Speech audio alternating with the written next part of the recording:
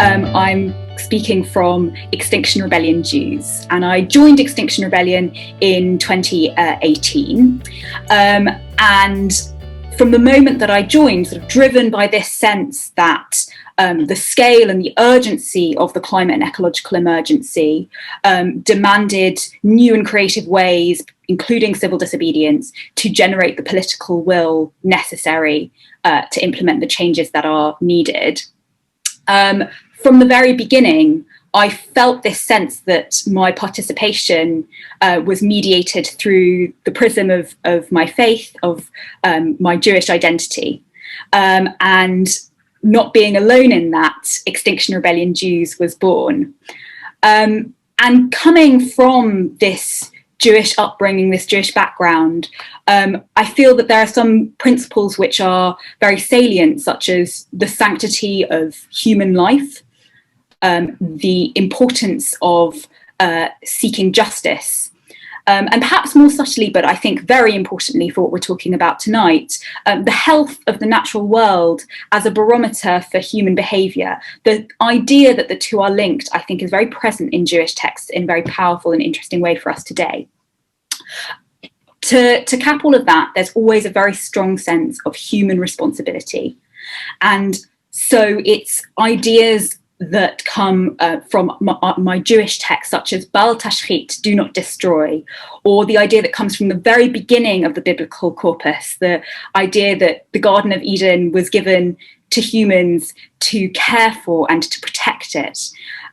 These are ideas and phrases that have gone throughout my upbringing and coloured the way I approach the climate crisis. So XR Jews brings all of that together, the Jewish kind of approach to environmental activism and the Extinction Rebellion approach to environmental activism, and seeks to bring the Jewish community to XR and XR to the Jewish community. And I think that this, sort of taking the last first, this is an example of the ways in which being part of a faith community gives you a very powerful voice to encourage change in general and specifically on the climate and ecological emergency, because the ability to talk to a group of people with whom you have this connection with, I think, enables you to communicate with people in a way that not everybody can do. And I think that part of that also comes from the fact that if you are participating in some kind of religious community, you're probably at least partly there because you think it in some way aligns with something that is fundamentally important.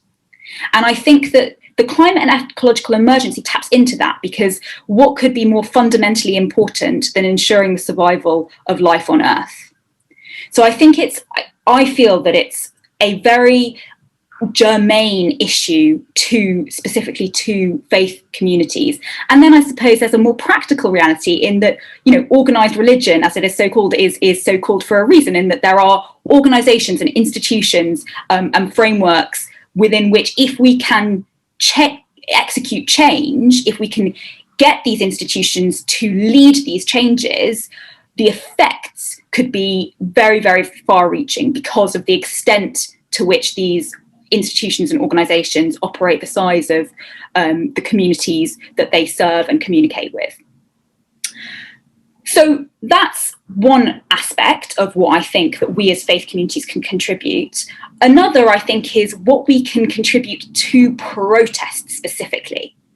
And one element of that is using creative religious ritual as part of a protest environment. So, for example, Extinction Rebellion Jews led a climate Seder, a Seder being the special ritual meal that Jews hold around the festival of Passover. And we held that on the streets outside Parliament as part of the April Rebellion, as a way of participating in the rebellion in a very Jewish way.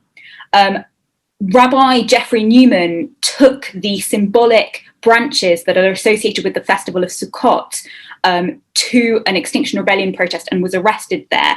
And that was such a symbolic action that I feel generated a lot of conversations that might not otherwise have happened.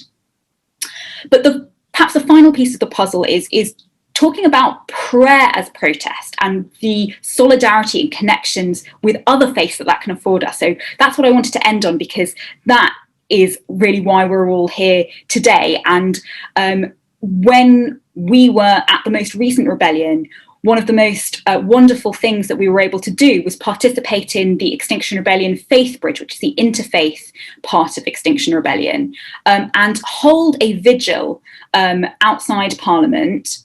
And just the fact of being present in prayer outside these seats of power, I think, is a very powerful statement, because, as I say, that sense of an awareness of what is most important, I think people's awareness that you are bringing that sense of priority and holding it against the realities, the political realities that we are trapped in, the disparity, I think, is very, very powerful for people to see and to think about, and I think is something that can really galvanise change.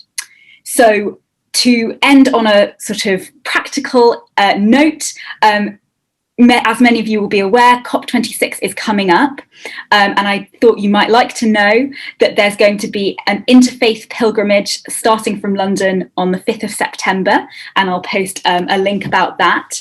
And I would also invite anybody who is interested in creating online prayer spaces during COP26 to get in touch with the email that I will also post in the chat.